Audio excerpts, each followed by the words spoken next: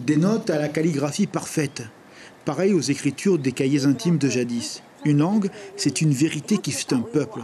Comme un épiderme, il y a les blessures, les joies, mais aussi les oublis dans les plis de la mémoire. Christiane et Mila ont écouté, lu et collecté. Le but est atteint, hein? L'objectif est atteint. Trara, il peut être praura et petit huruf praura et mon envoi et petit huruf à Une langue populaire, savante parfois, dont l'infini créatif pourrait encore occuper des pages blanches. Des expressions, il y en a. Hein. Il y en a et on y avait, enfin personnellement, je ne pensais pas qu'il y en avait autant. Parce qu'au départ, quand on a commencé, ça a été un peu difficile. Et puis finalement, voilà. En fait, c'est l'oreille qu'il faut tendre.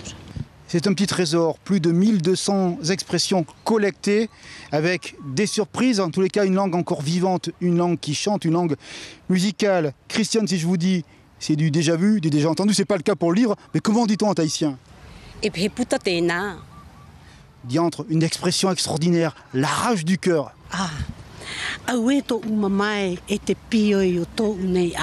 Et ça vous a retourné le cœur, cette expression-là ? Ah oui, elle m'a beaucoup émue.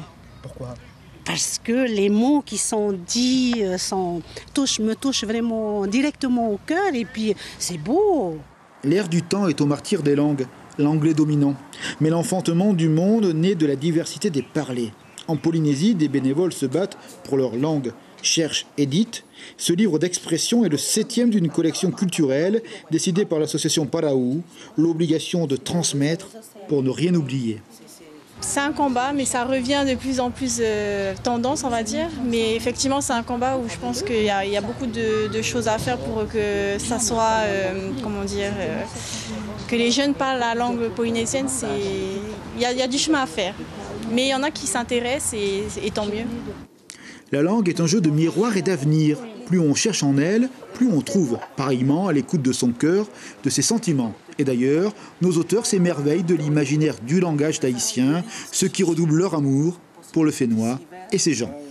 En fait, je ressentais déjà cela auparavant. C'est quand même ma langue, c'est quand même ma culture. Mais c'est vrai que suite à ce travail, même pendant ce travail-là, je ressens plus encore d'attachement à cette langue et à cette culture. La belle formule tahitienne, la rage du cœur, nous dit beaucoup.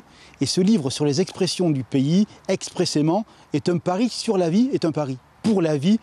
Il est le chant des cœurs colorés qui parlent sous le soleil.